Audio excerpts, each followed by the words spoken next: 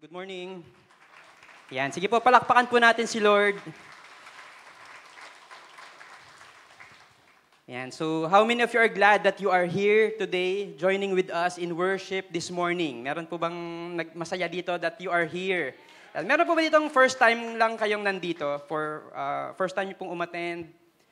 Ayan. Ayun, meron pong mga bago. Welcome to our church. Ayan, so maraming salamat po for being here and we would like to see you again every week.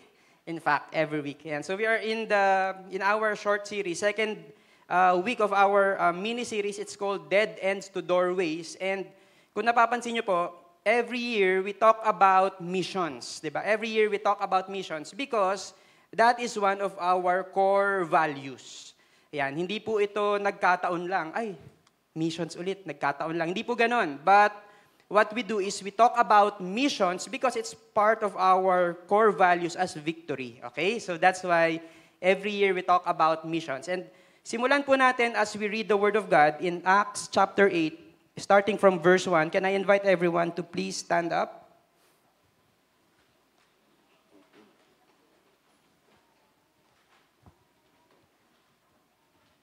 We're going to be reading from Acts chapter 8, starting from verse 1 up to verse 8.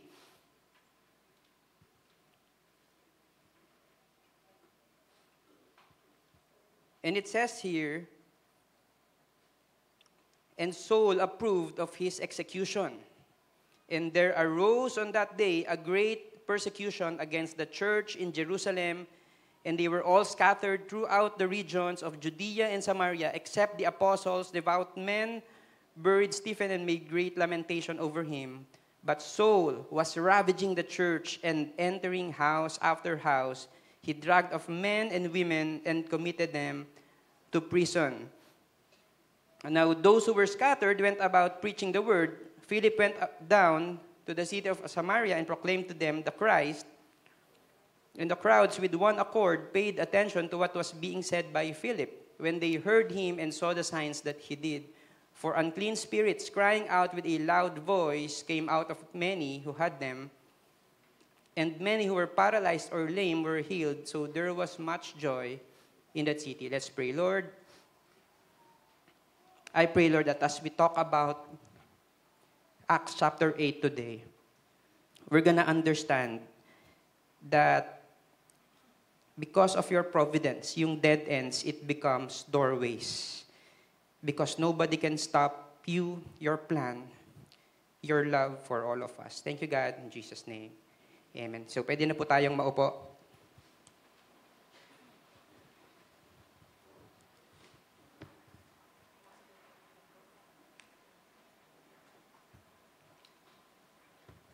Yan. So, sino po dito yung nandito kayo in church last week? Sino po yung naabutan nyo yung ating week number 1? Diba? So, narinig nyo po dito si Kenneth, diba? He was talking about Apostelo and kinukwento po niya that he went to Thailand, to Konkan, Thailand, and how what God did there and that God has called us to be witnesses to the nations, diba? So, in fact, ito po yung verse that he read in Acts chapter 1, verse 8. It says here, "But you will receive power when the Holy Spirit has come upon you, and you will be my witnesses in Jerusalem, in all Judea and Samaria, and to the ends of the earth." And now, to summarize what he said, ang sinasabi po niya dito is that God has a mission for you. So tingnan mo nga yung katabi mo, sabihin mo sa kanya, God has a mission for you. So ano po yung mission na yon? Ang mission po na yon is to be witnesses. To be witnesses in Jerusalem, in Judea and Samaria, and to the ends of the earth. Ibig sabihin, you're gonna be a witness, you're gonna share the gospel, hindi lang po sa mga Pilipino, pero ang gusto po natin is ma-reach po natin yun pong mga all nations to the ends of the earth. Tama po ba? Good news, hindi po natin yun gagawin on our own. Yan. Bakit? Kasi gagawin po natin yun through the power of the Holy Spirit. Yan. So gagawin po natin through the power of the Holy Spirit. Now, here is my question for all of us. Sino po dito you want to receive the power from the Holy Spirit. Yan, pwedeng pakiayos. Who among you here, do you want to receive power from the Holy Spirit? Yan. So, pwede bang paki-move natin sa next slide? Yan. So, pwede po bang, can you raise your hands? Ayan. So, yung ibang hindi nagtaas nung kamay, ayoko sa Holy Spirit. Ganun ba? Di ba? Hindi. Di ba? We want to receive the power of the Holy Spirit. And yung Acts 1:8, 10 days after after Jesus said that, ang nangyari po is the Pentecost came. So alam niyo po ba yung Pentecost? 'Di ba? Pentecost, when the day of Pentecost came, the Holy Spirit rested upon men came upon men, and tongues of fire rested upon them. 'Di ba? So yun po yung nangyari, and the disciples were able to speak in different languages. So yun po yung nangyari. So the Holy Spirit came. And pagkatapos po nun, marami pong mga amazing things that happened. Yun pong mga signs and wonders happened. Diba? So ano po yung nangyari? Si Peter, for instance, si Peter at saka si John, they met this lame person, papunta po dun sa temple, sitting by the beautiful gate. So ano po yung nangyari? Pinagaling po nila yung pong lame person, diba? In the name of Jesus Christ. Ang sabi po ni Peter at saka ni John is to rise up and to walk. And tinulungan po nilang tumayo, nakalakad, and many other things like that happened. Kasi yun po yung resulta when the Holy Spirit came upon them. So miracles happened, and many people got saved at that time. So yun po yung nangyari. And one of the things na very, parang isa pa po sa mga nangyari is that lumaki yung church. Tama? Lumaki yung church. Acts 6, when you read Acts 6, lumaki yung church, dumami yung mga tao. So much that ang nangyari is, kailangan po nilang mag-select ng mga people who's gonna be leading the church. So yun po yung nangyari. Nag-select sila ng mga people who's gonna be leading the church. And ito po yung nangyari. Acts 6, sabi po dito, and what they said pleased the whole gathering. And they chose Stephen, a man full of faith and of the Holy Spirit, and Philip and Prochorus and Nicanor, Timon and Parmenas and Nicholas, a proselyte of Antioch. These they set before the apostles, and they prayed and laid their hands on them. So ano po yung nangyari? Nag-select po sila ng mga people who's gonna be leading the church. In fact, kasi ang nangyari ay ang dami na po nung church, napapabayaan na nung mga disciples yung distribution of food. Ayan. So ang nangyari, nag-select sila ng mga people who's gonna take care of the food distribution. So ito pong 7 men na ito, sila po yung na-select. Okay? Ang ganda po nung description eh. They are men full of faith and power. Ayan, di ba? Ang ganda ng description sa kanila. Now, ito po si Stephen. Okay, so si Stephen, let's highlight Stephen for a bit. Okay, so ang ganda po ng description kay Stephen, it says here na Stephen daw is a man full of faith and of the Holy Spirit. Yan. So sino po dito, you want to be described as a man full of faith and of the Holy Spirit? Diba? Yung tipo bang pag kami nanliligaw sa'yo, tapos ipapakilala mo, hindi lang basta tall, dark, and handsome. Diba? Parang pag si Lloyd nung nanliligaw kay Kia, ano yung pakilala sa'yo? Hindi po siya tall, hindi siya dark. Handsome lang, diba? Parang ganyan. Pero how much is it better kapag ka ang description sa'yo, pinakilala ka, sa magulang niya na he is a man full of faith and of the Holy Spirit. Di ba? Ang ganda. Man full of faith and of the Holy Spirit. Acts 6:8, he was doing great wonders and signs among the people. So because he is full of the Holy Spirit, he is full of wisdom, he is now doing great wonders and signs among the people as the Holy Spirit empowers him, si Stephen. So, and exciting, di ba? Kapag we receive the Holy Spirit, tapos ito po yung nagagawa natin. It's really exciting. Pero ito po yung nangyari. As Stephen was doing this, great signs and wonders, meron pong mga tao who came to him and tried to debate with Stephen. Di ba, bakit mo ginagawa yan? Blasphemy ang ginagawa mo. But then, because he is full of wisdom from the Holy Spirit, ano po yung nangyari? Yun pong, wala pong match. No match yung mga taong nakikipagdebate kay Stephen. So, because of the power and the wisdom that the Holy Spirit has given him. So, what happened is that nag-instigate ngayon yung mga tao. Alam niyo yung nag-instigate, yung parang nag-planted, di ba? Yung parang sinabi nila doon sa ibang mga tao, magsinungaling kayo about Stephen. Sabihin niyo nagbablasphemy siya. Sabihin niyo ito yung ginagawa niya. And so those people, yun exactly yung ginawa nila. They said something a lot, nagbablasphemy si Stephen, and so on and so forth. Until ano pong nangyari kay Stephen? Hinuli. Hinuli siya ng mga authorities. And then facing the religious leaders, again, ang galing eh. He is full of the Holy Spirit. And so he defended his faith. He preached to them the gospel, full of the Holy Spirit. And after that, alam niyo po kung ano nangyari? Ito, Acts 6:58. And they cast him out of the city and stoned him. Di ba? So, you are full of the Spirit, you are doing great signs and wonders, you are preaching the gospel powerfully even before the authorities. And then ano po yung nangyari? They cast him out and stoned him. And the witnesses laid down their garments at the feet of a young man named Saul. And as they were stoning Stephen, he called out, Lord Jesus, receive my spirit. Grabe naman yun. Bakit? Nagpipreach ka lang, di ba? You are full of the Holy Spirit. And then ano yung nangyari sa'yo?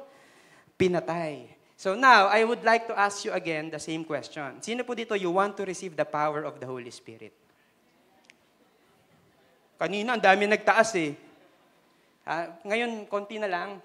Sino po dito, again, you want to receive the power of the Holy Spirit? Parang napilitan lang eh, no? Kasi kanina, wala, taas kagad kamay. Ngayon, biglang pagkasabi ko, nung pinatay si Stephen, biglang, ayoko na. And I'm asking you that, I'm showing you this, because there are three things na I want to show you. Number one is that there is a persecution of the church. The persecution of the church is very real. Yan, sabihin mo sa katabi mo, you will be persecuted. Yan. Sino po dito na-encourage kayo when we said na you will be persecuted? Yan. So, hindi po, it's really challenging when we feel persecution. Now, Acts 8:1, ito po yung binasa natin. And Saul approved of his execution. Di ba? Unang-unang verse pa lang, execution kagad. And there arose on that day a great persecution against the church in Jerusalem. Di ba? Imagine, it's not just Stephen who faced persecution. After that day, ano pong nangyari? There is a great persecution against the church. Ayan. So, persecution is very real. And they were all scattered throughout the regions of Judea and Samaria except the apostles. Devout men buried Stephen and made great lamentation over him. But verse 3 says, ito po yung picture nung persecution. Saul was ravaging the church. Diba? Grabe yung language na ginamit. Ravaging, di ba? Yung intense kind of destruction. That, pag tinignan niyo po sa dictionary, ganun po yung ibig sabihin ng ravaging. In fact, other translation says, Saul was causing havoc. Di ba? Imagine the language that the Bible used to describe persecution. So, ang gagawin ni Saul pa yung pangalan niya dito, hindi lang niya basta binabash. Diba? Hindi lang po niya basta binabash yung mga disciples. Hindi lang siya basta nagpo-post sa Facebook and calling them names. Hindi lang po yun. What he will do is he will enter house after house. Pupunta mismo sa mga bahay-bahay. And he dragged off men and women and committed them to prison. Kasi kapag meron pong someone na pumunta sa bahay nyo at hinuli kayo, di ba? or meron pong ginawang masama sa inyo, ano po yung gagawin ninyo? Ang gagawin ninyo is isusumbong nyo sa authorities, di ba? Hihingi kayo ng tulong sa police or sa barangay, sa authorities, someone that can help you. Pero in this case, si Saul ay kumuha mismo ng permission from the authorities. So ngayon, kanino magsusumbong yung mga disciples? Wala. So kaya nga ang ginawa nila, they were all scattered. Nagtatago-tago po sila. So, sino po dito na-encourage kayo sa preaching natin? Pwede na po tayong mag-end in prayer. Di ba? So, that's what happened. Because again, persecution is very real. And again, pag tinignan po natin yung history ng church, ito po yung makikita natin in history, of the early disciples, of the early church leaders, si James, the brother of John, was beheaded by Herod. Ayan. So, di ba, imagine, si Thomas went as far as India, kumain siya ng Indian mango, where he was slain with an arrow. Nagpunta ng India for missions, and then he was slain with an arrow. Simon Peter was crucified upside down in Rome under Nero. Kilala niyo si Nero? Diba? So mamaya, I'm gonna talk more about him. Si Simon the Zealot preached throughout Africa and was crucified. So this week, we have an upcoming Every Nation Go conference. Kung nakikita niyo po on Facebook, it's gonna be done in South Africa. So imagine, si Simon the Zealot went to Africa to preach and was crucified. Si Bartholomew preached in Armenia and was beaten down with staves. Then he was crucified and was beheaded. Yan. Sino po dito na-encourage kayo sa mga sinasabi ko? Di ba? Very encouraging. Andrew evangelized in Ethiopia and was crucified. Matthew preached in Egypt and Ethiopia until the king had him run through with a spear. Si Philip ministered in Greece, was crucified, and was stoned to death. Grabe naman yun. Kinrucify na. In-stone to death pa. Di ba? Antindi. James, the brother of Jesus, was beaten to death by the Pharisees and Sadducees. Si Mark, the author of the book of Mark, founded the church in Egypt. So, nagtayo ng church, but was burned alive. Di ba? Paul was imprisoned under Nero, then beheaded in Rome. So ito po yung nangyari because persecution is very real. And alam niyo, si Tacitus, he is a Roman historian. Sabi niya, before killing the Christians, si Nero, Emperor Nero of Rome, of the Roman Empire, used them to amuse the people. So gagawin muna niya, bago patayin, as a source of entertainment. Anong klaseng entertainment? Kakanta ba sila? Mag-magic show? Magsisircus? Hindi. Some were dressed in furs to be killed by dogs. Imagine that kind of entertainment. Others were crucified. Still others were set on fire early in the night so that they might illumine it. Nero opened his own gardens for these shows. Imagine the violence, the brutality that our forefathers faced. Persecution. Buti na lang sa Pilipinas, hindi po ganun, di ba? Di ba, na-appreciate nyo po ba, sa Pilipinas, we don't expect a Nero to come sa mga doors. Di ba? Ushers, pag dumating po si Emperor Nero, wag nyo pong papasukin. Di ba? Wala po tayong ganung instruction. Bakit? Because we are free to worship God wherever we are here in the Philippines. Tama ba? Pero in the past, ito po yung mga na-encounter nila. In fact, it's not just in the past, it's also in the present, pero hindi sa Pilipinas. Like for example, sa South Sudan, this is not the actual picture. In South Sudan, there is a pastor, if I'm not mistaken, ang pangalan niya is Michael. He was preaching like this, okay? He was preaching like this. Ang problema, merong nag-record nung preaching niya at sinend sa authorities. And then the authorities came and arrested Pastor Michael. That's what happened. Ngayon, meron po siyang kaibigan who is another pastor. His name is Peter. So si Peter, he went to the prison to see kung ano po yung pwede niyang itulong kay Pastor Michael. So ano po yung nangyari? Si Peter hinuli din at kinulong. And this is a picture of the South Sudan prison. And ang description po doon is that sobrang sikip, sobrang crowded, sobrang hirap to be in prison. Bakit? Ano bang ginawa? Di ba nag-preach lang naman ng gospel? Bakit kailangang ikulong?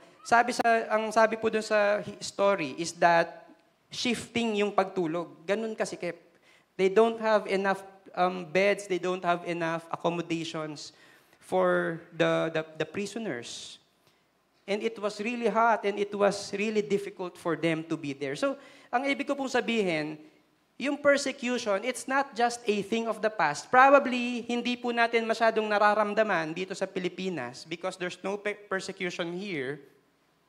But I want us to understand that persecution is very real and even up to this time. Totoo po ang persecution.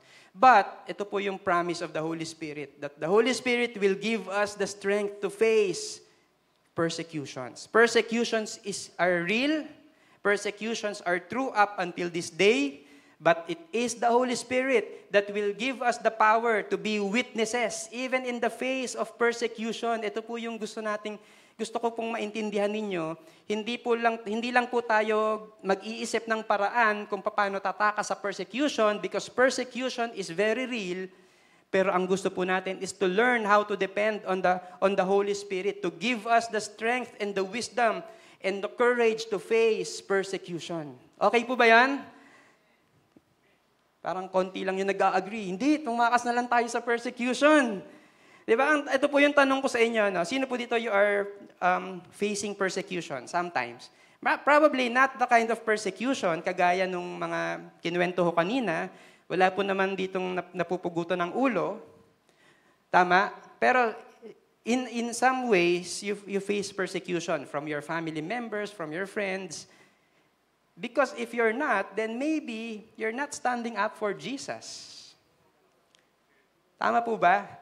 So ngayon, hindi lang persecutions yung what the church faces. Sometimes it's also problems. This guy, ito pong naka-red, his name is Prudvi. So he is an Indian national. Si Prudvi, prior to the pandemic, ay nagpunta ng Pilipinas to study medicine. So yun po yung kanyang storya.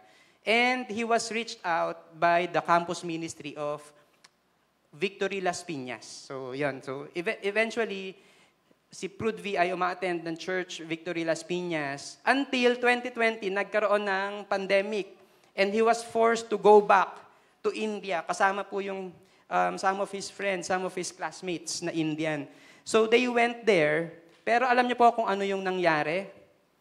Ang nangyari is that, yes, they were physically disconnected to the church. Pero si Prudvi, meron pong binigay sa kanya si Lord na desire to start a small group, a victory group in India.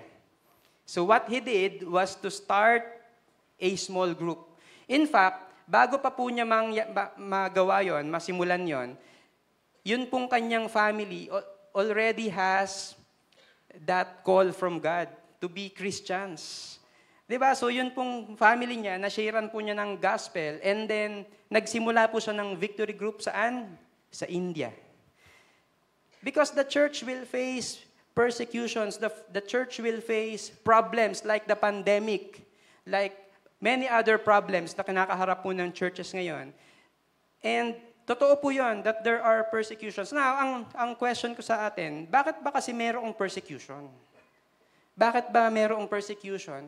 And it's really because of the upside-down kingdom of God. Diba? Kasi the world will say, i-pursue mo yung fame at saka yung likes. Diba? Ngayon, usong-uso yan. Dapat paramihan ng likes, paramihan ng shares sa social media. Dapat ikaw yung gustong-gusto ng mga tao. Dapat people are applauding you. Pero ano po yung sabi sa Bible? Sabi po sa Bible, John 15:19, "But I have chosen you out of the world." Sabi po ni Jesus. So yung katabi mo, has been chosen out of the world by Jesus. That's why the world hates you. Encouraging na naman, di ba? Sabihin mo nga sa katabi mo, the world will hate you. only if you act like you're not part of the world because you are not part of the world. You are no longer part of the world. We are part of now of the kingdom of God, and that's why the world will hate us. And again, if the world does not hate you, ang question ko, and I'm not just saying na galit sa'yo yung mundo kasi hindi ka nagtututbrush. Hindi lang po yun. Di ba? Ang ibig ko pong sabihin, galit sa'yo yung mundo. Bakit? Kasi you're standing up for Jesus. Dati, ikaw yung unang-unang sasali at magyayaya ng inuman. Pero ngayon, hindi na. Bakit? Kasi you are already a changed person. Now, if you are still that person na ikaw pa rin yung unang-unang sasali at unang-unang hindi magre-refuse, then again, are you still part of the world? Ang question ko, are you still part of this world? Or you are part of the world, of the kingdom of God? Ano pa? Live for yourself. The Bible, the world will say to live for yourself. 'Di ba? Meron tayong mga YOLO. Alam niyo ba 'yan? You only live once. Gawin mo kung ano yung gusto mong gawin sa buhay. Because you only live once. 'Di ba? Follow your heart. Pursue your dreams and all of your ambitions. And ang problema nun, sometimes marami po tayong mga ambitions that are not from God. Matthew 16 says, "For whoever would save his life will lose it. But whoever loses his life for my sake will find it." Di ba? Imagine, the world will tell us to live for yourself. Di ba? Kung ano yung gusto mo, sige, gawin mo lang. Pero sabi po sa Bible, whoever would lose his life for the sake of Jesus will find it. Gusto niyo pong to live a complete life, a life to the full, live for Jesus. Diba? Live for Jesus. Sabi po ng mundo, worship other gods, and we have been talking about this in the past series. Diba? Pursue natin yung money, pursue natin yung sex, and all of that.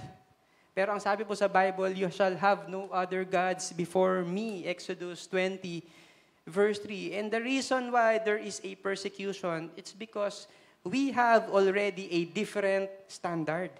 Diba bakit? Hindi ka nakasali sa mundo. Kasali ka na sa kingdom ni God. And so expect that there's gonna be persecutions for you and me. Persecution is a part of what we encounter because we are now part of God's kingdom. Ano pong gagawin natin? Ang gagawin natin is we will continue to preach God's word. We will still continue to preach God's word. So ngayon, Saul approved of his execution, and there arose a great persecution against the church in Jerusalem. So ano pong nangyari? And they were all scattered. Sabihin mo nga sa katabi mo, scattered. Sa iba-ibang lugar sila nagpunta. Diba? So tayo, we love to gather here. Diba? Gustong-gusto po natin na nag-gather tayo together on a Sunday or during our victory groups. But sila, they were gathering, pero they were scattered now because of the persecution. So saan sila nagpunta? Throughout the regions of Judea and Samaria, except the apostles. Now, verse 4, sabi po doon, now those who were scattered, ano pong ginawa nila? Went about preaching the word. Imagine, after nilang ma-displace, kapag ikaw na-displace ka at pinalayas ka, di ba ano yung una mong gagawin? Pag pinalayas ka ng bahay, di ba parang hindi ka na nakabayad ng rent. Di ba ang unang iisipin, saan na kaya ako titira? Di ba lilipat ako dito? May internet kaya dito? Internet talaga yung unang naiisip mo, di ba? Yung bumabaha ba dito? May tubig ba dito? Comfortable ba dito? Usually, kapag we have to move to another place, ito po yung naiisip natin. Kamusta na ba yung buhay ko? Di ba? Magiging convenient kaya yung buhay ko in this new place. But sila, ano po yung ginawa nila? They started preaching the word. They started preaching the word in spite of the difficulties, in spite of the persecution. I have a friend, taga Victory May Kawayan po siya, so probably yung katabi nyo, baka siya yun.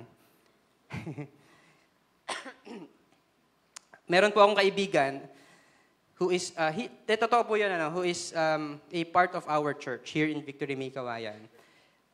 he was working sa isang corporate.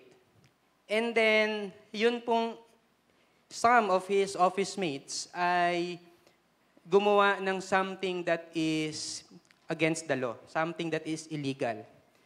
So, what happened is, na-report yung kanilang opisina, and parang ganito, yung authorities, yung mga police, went to their office.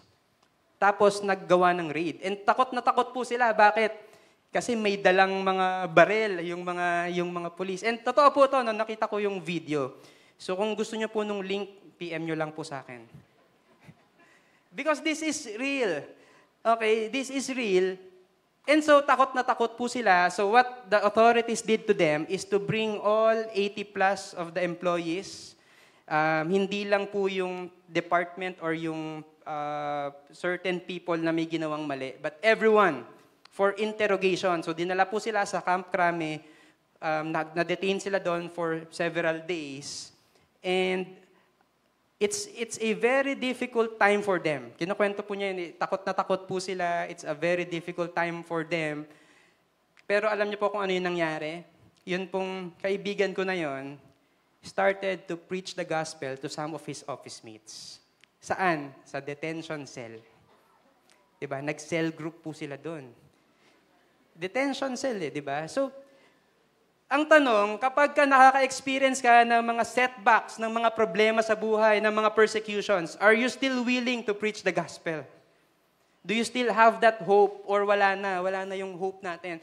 I hope na we will not lose that sense of yung desire natin to preach the word of God. Because si Philip in Acts 8, ito po yung isa sa mga kasamahan ni Stephen. Si Philip went down to the city of Samaria. Saan siya tumakas? Sa Samaria. Pero ano po yung ginawa niya?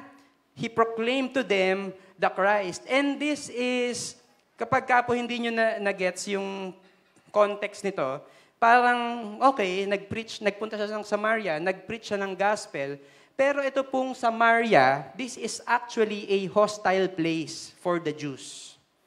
Bakit? Magkaaway po yun yung mga Jews, kaaway po nila yung mga Samaritans. Diba? So, magkaaway po yan, pero sometimes tayo po, no, okay lang tayo na mag-share ng gospel, pero selective yung ating evangelism. Kung saan lang natin, kung kanino lang natin gusto, kung kanino lang convenient, kung kanino lang walang problema. Pero si Philip went down to Samaria, a hostile place to preach the gospel. And amazingly, ito po yung miracle, and the crowds with one accord paid attention to what was being said by Philip. Nakikinig sa isang kaaway when they heard him and saw the signs that he did. And imagine, si Philip went there with the power of the Holy Spirit, doing signs and wonders and preaching the word of God. And the people from this hostile territory was listening intently to him. For unclean spirits, crying out with a loud voice, came out of many who had them, and many who were paralyzed or lame were healed. Imagine, pwede kang pumunta sa isang enemy, hostile territory and preach the gospel, and you're gonna be effective there, not because of your credibility, but because of the power of the Holy Spirit that is in you. That's the power of the Holy Spirit. The Holy Spirit will empower us to preach the gospel in spite of persecution. The Holy Spirit will give us the power. The Holy Spirit will give us the boldness so that we can preach in spite of persecutions and problems. Ito po yung statistics ng mundo ngayon. If there are around 8 billion people in the world right now, and if the world was made up of 10 people, imagine, isa lang po yung totoong Kristiyano. The other 2 are nominal Christians. Alam niyo po yung nominal Christians? Christians by name. By name lang, pero hindi po sila totoong Kristiyano. Christians by name, bakit? Kasi pinanganak, ito yung religion, ito yung mga magulang nila are Christians, and so they attend church. Pero are they really Christians? No, they are just Christians by name. 3 of them are non-Christians, pero within reach. Pero ito po yung majority. Because 4 will be non-Christians that are unreached. So, ang dami pa po ng ating i-reach out. Ang dami pa ng ating i-reach out. And I'm telling you this because God has called not just the pastors, not just the staff, not just the campus missionaries to preach the gospel. God is calling all of us to share the gospel, to preach the word of God to the other people. Ang rate po ng mundo ngayon is that there are 60 million people that die every year. Imagine, worldwide, hindi lang po sa Pilipinas, 60 million people die every year, which means that in every 1 second, there are 2 people who die. So bilang tayo, 1, 2, 3, 4, 5. So ilan na po yung namatay? 10. There are around 10 people in the world who died. Nagbilang lang po tayo ng 5. Ang tanong, yun bang 10 people na yon, saan sila mapupunta? Are they gonna go to heaven or not? Do they know Jesus or not? Kilala ba nila, nagkaroon ba sila ng encounter with Jesus Christ or not? And I want us to understand that the Great Commission has been entrusted to you and me. So that ito pong 10 people na to who died a while ago will encounter Jesus and will worship Him and will go to heaven. That's the Great Commission that God has given us. Luke 10 verse 2 says here, the harvest is plentiful, but the laborers are few. Therefore, pray earnestly to the Lord of the harvest to send out laborers into His harvest. Ito po yung pinagpipray natin kanina during our prayer time. That God will send workers, that God will send laborers because the laborers are few. And probably the answer to that prayer ay yung katabi mo. Diba? Tingnan mo nga yung katabi mo. That's the answer to this prayer. Start reaching out to someone. Diba? Minsan kasi ang mindset natin, ayoko nang mag-missions kasi hindi ako equipped, hindi ko alam kung ano yung gagawin ko. Sino po dito, meron po kayong kilala na kamag-anak or kaibigan abroad? Kahit isa lang. Diba? Yung pong mga Pilipino, we are in all parts of the world. Tama? Parang pag pumunta ka sa ibang bansa, uy, Pinoy ka, di ba? Laging ganon, di ba? Parang may maririnig kang nagtatagalog. And God made it to be like that. Bakit? Kasi nga, calling natin yon as a nation. Di ba? Na kaya nating mag-adapt kagad doon sa kultura ng ibang mga lahi. Di ba? Marami po tayong mga Pilipino nagtatrabaho overseas. And wag po nating sayangin yung opportunity na yon. I'm sure na meron kang kilala, meron kang kamag-anak, meron kang kaibigan na nasa ibang bansa or foreigner, meron kang boss na foreigner, nagtatrabaho ka sa isang call center, ang client nyo ay foreigner, use that opportunity to fulfill the Great Commission. Ito po, tingnan niyo po, the workers are few. Ito po yung mga category, meron pong tribal, may Hindus, may unreligious, may Muslims, and Buddhist. And pag tinignan po natin yung number of missionaries, there are around 11,900 reaching the tribals. Which means na sa bawat isang missionary, bawat isang missionary has to reach out 60,000 people. Mukha lang pong marami, but the workers are few. How about this one? Ito, mga Muslims. 4,200. Sa bawat isang missionary, kailangan po niyang mag-reach out ng 405,510 Muslims. See, it's not, the Great Commission is not just for a select few, it's for all of us. And bakit po tayo confident to do the missions that God has called us to do? It's really because, number 3, of the providence of God. Alam niyo po yung providence. When we talk about providence, ang ibig sabihin po nito is that, yes, merong mga hindi nangyayari according to plan. Yes, merong mga problema, mga persecutions that will happen. Pero God turns it around to be used for good.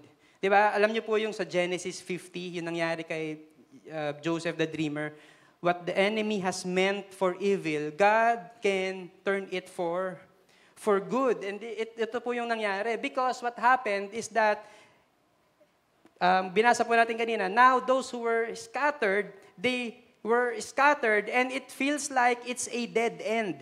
Di ba kapag ka na-scatter ka, it feels like a dead end. Naalala ko po nung 2019, before the pandemic, around October yata yon. Kami po nung mga staff, we were having our strategic planning for year 2020.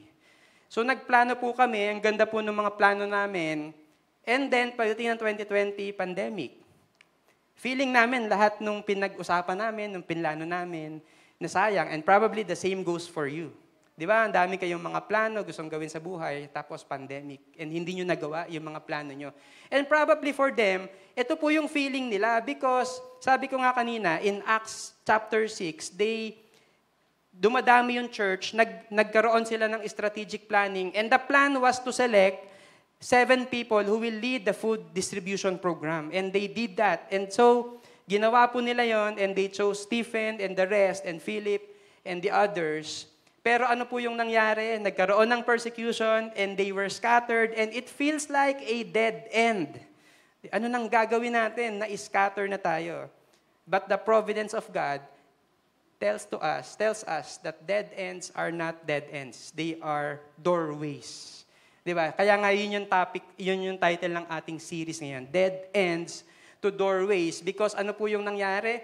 Yung dead end, ano po yung nangyari? Naging doorway to preach the Word of God. And wag po nating hayaan na yung pong mga dead ends, yung pong mga limitations that we think we have, will become dead ends. But rather, through the providence of God, God will turn it to be a doorway for us to preach and to share the gospel to others. This is a map. Meron pong organization, it's called Open Doors. Every year, naglalabas po sila ng ranking. Alam niyo kung ano yung ranking na to? Top 50 most difficult places to preach the gospel. Diba? Imagine yung mga ranking. Yung yellow, high levels of persecution. Tapos yung red, extreme. So ito po yung pinakamatindi. So, in fact, wala ngang yellow. It's either very high level of persecution and extreme. Sa top 50, paano nalalaman yon? Nalalaman po yon, depende kung ano yung ginagawa sa mga Kristiyano. Pinapatay, hinuhuli, kinukulong. Top 50, imagine, top 50 pa lang to. Hindi pa kasama yung other parts of or other nations. This is just the top 50. And ito po yung sabi ng kanilang president, si David Curry, the president and CEO of Open Doors. The numbers of God's people who are suffering should mean that the church is dying. Diba? Kasi ang daming kinukulong, ang daming hinuhuli, ang daming pinahihirapan, ang daming pinapersecute. So it feels like the church is dying, that Christians are keeping quiet, tahimik na lang. Ayaw nang mag-preach, ayaw nang mag-share ng gospel. Bakit? Huhulihin kasi. Losing their faith and turning away from one another. It feels like it. Pero ang sabi po niya, but that's not what's happening. This is actual data, current data, 2023. That is not what's happening. Instead, in living color, we see the words of God recorded in the prophet Isaiah. Ang sabi po ni Isaiah, I will make a way. Or maybe we can say that God will make a doorway in the wilderness and rivers in the desert where there's dead ends, where there are places that are seemingly dead ends for them and for us. Ano po yung ginagawa ni Lord? God will make a doorway. Diba? So ano po yung nangyari? Ito po yung some of the personal stories that I have. This guy, his name is Tuhin. Alam niyo kung nasan siya nakaupo dito? Sa kids' church. Because he has been here. He was my classmate 3 years ago. So si Tuhin, he is from Bangladesh. Yun pong Bangladesh is part of the top 50. I forgot kung pang ilan. Top 50. And sabi nga natin, there are persecutions. Christians are being arrested. Christians are dying in that place. Pero ano po yung nangyari sa kanya? Nag-start po sila ng churches, and wala pong pera yung church nila. So what happened is that yung pong mga members nila started doing their own thing. 'Di ba? Sila mismo yung nagpipintura, sila mismo yung nag-aayos, sila mismo yung bumili ng furniture at ng kung ano-ano pa. Bakit? Walang makakapigil sa kanila, not even persecution. In fact, yun pong Every Nation Bangladesh has been accredited by, ano bang tawag doon? Nakaregister po siya successfully in the government. Diba? Imagine, in a place where they are being persecuted, registered yung kanilang church. Legal ang kanilang church. Because, again, providence po yun ni Lord. Diba? So, another person, si Mandy, yan, kita nyo, ito yung lumang yung madaming TV, di ba? Natatandaan nyo ba yan? Or nakalimutan nyo na? Ito po yung kanilang team in Sri Lanka. Again, another country that is part of the top 50. Alam nyo kung ano yung usapan namin na huli? They are planning to build this building. Di ba? Imagine, mukha bang pine-persecute? Mukha ba silang naaapektuhan ng persecution? No, 'di ba? They are in faith. Hindi pa po 'yan buo this is just the architect's anong tawag doon? Depiction of what the building will look like. And tinignan ko po yung YouTube, may video po sila, pinapakita yung kung ano yung itsura ng loob. Ang ganda. And hindi po sila natatakot sa persecution. In fact, they are already in the initial stages, approved na. They're just waiting for some more approvals. But does it feel like they are afraid of persecution? No. Si Mashaim, he has been here. Sino pong nakakatanda kay Mashaim? Last year, he was here, I think, November or December last year. I met him again last June yata. And ito, Pakistan, this is very high in the ranking. I think top 7, where people are really getting killed and arrested. And alam niyo po kung ano yung sabi niya sa akin, hulihin niyo ako. But I'm still gonna preach the gospel. Si Mashaim, he is 26 years old, I think. Sino po dito, you're 26? 26 years old, leading 3 churches in Pakistan.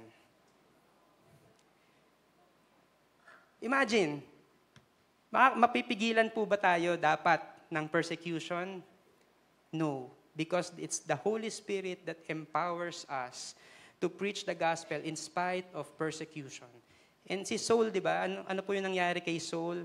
Siya po yung nagpa-persecute doon sa verse 1.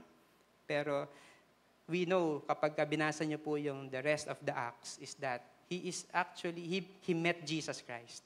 He encountered Jesus Christ and started a lot of churches and even wrote a lot of books in the Bible. Because again, it's the work of Christ. Confident po tayo to preach the Word of God. Bakit? Because of the providence of God. It is God who does that. He is the one who makes dead ends into doorways. And I just want to continue encouraging you to preach the gospel. Bakit? Because our mission field now is gonna be our mission force tomorrow. The people that you are sharing the gospel today, they're gonna be sharing the gospel to others tomorrow. Okay po ba yan? Yan. Last verse that I want to read, Acts 8:8. So, ano po yung nangyari? When Philip preached, the Bible describes that there was so much joy in that city. And I kind of remembered, Christmas na, di ba? Nag-celebrate na tayo ng Christmas. Kagabi, may nangangaroling na sa akin. Naalala ko po yung sinabi nung angel, I bring you good news of great joy. And that's what happens when we encounter Jesus. We encounter joy. Tama po ba? Question, sino po dito na-encounter, na-experience nyo yung joy, great joy, when you got to know Jesus? Meron po ba dito? Naka-encounter, naka-experience kayo ng great joy when you met Jesus? Ang question ko, and last question na I wanna ask is this, that would you like others to experience the same joy? Diba? Let's share the gospel. So how can we do this? 3 things na we can do to do this. It's to pray, to give, and to go. Yung prayer, again, ang gagawin po natin is we're gonna bring this home. Okay? And what we're gonna do is we're gonna pray up for this. Diba? Ano po yung sabi ni Marloyd kanina? It's gonna be 8:01. Kung gusto nyo, 8:04. Diba? Bakit? Kasi they were scattered, but they continued to preach the word.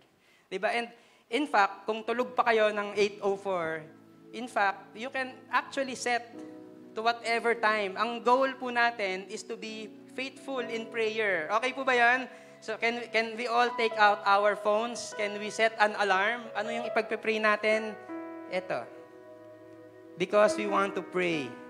Diba? We are, sabi nga ni Lloyd, tayo po ay mga bunga ng panalangin. And prayer will do a lot of things for the nation. Second is to give. May nakikita po kayo dito na QR code. Ano po yung QR code na to? Ayan, ito sa screen natin. It will lead you to our giving page. Because, how many of you know na sometimes not all of us will be able to go out and be a missionary, but we can give. Diba? We can give. And I hope na all of us will, in one way or the other, let's participate in giving. Because our missionaries need your support. In prayers, in giving. And pangatlo, we can go. Diba? If you have the heart to go, kasi God has put a nation in your heart. Talk to us. Let's go, di ba? Punta po tayo, mag-go po tayo. You can approach our information booth, and ang gagawin po natin, if you have the heart to go, we're gonna talk to you. Just let us know. We're gonna help you get to know all of these missionaries so that maintindihan nyo po at ma-determine ninyo na, oo nga, God has really called me to go to other nations because God is calling me to be a missionary. So, okay po ba yun? I hope na it's not just us who will experience that joy, but it's also everyone that we encounter. And di po ito mangyayari unintentionally. We have to do this intentionally, to pray, to give, and to go. So will you bow your heads and pray with me? Lord, maraming salamat that, yes, persecution is real. And yet, we have been empowered by the Holy Spirit to preach the gospel to them. And I pray, God, that there's gonna be courage, there's gonna be boldness, there's gonna be strength, there's gonna be your help, Lord, whenever we preach the gospel. I pray, Lord, na hindi kami, we will not just be content na nandito lang kami, doing just pursuing our own desires, our own ambitions. No, Lord. What we want is to be part of that great commission. We want to say yes to your calling, whether it's about praying, whether it's about giving, whether it's about going. I pray that you will speak to every single one of us, Lord, and give us specific instructions, Lord, kung ano yung gusto mo na gawin namin so that we can participate in the great commission. Because ang gusto namin, Lord, hindi lang naman success or numbers, but what we want is to honor you and to share the gospel, the hope, the joy that we have to others. Thank you, God, because this is your blessing. In Jesus' name, amen and amen.